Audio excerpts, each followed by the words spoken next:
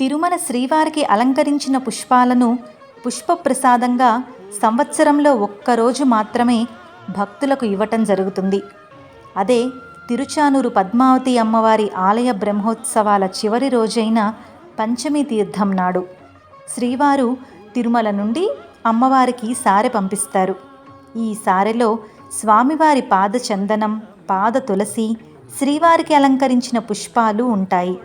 పంచమీ తీర్థ మహోత్సవం అయిన తర్వాత ఈ పుష్పముల యొక్క ప్రసాదం భక్తులకు ఇవ్వటం జరుగుతుంది.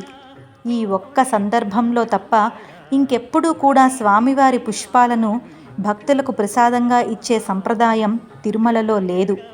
ఈ సంప్రదాయం భగవద్ రామానుజాచార్యుల వారి కాలంలో ఆలయంలో ప్రవేశపెట్టబడినట్లు శ్రీ వెంకటాచల ఇతిహాసమాల అనే సంప్రదాయ గ్రంథం పేర్కొంటోంది. ఓం నమో వెంకటేశాయ.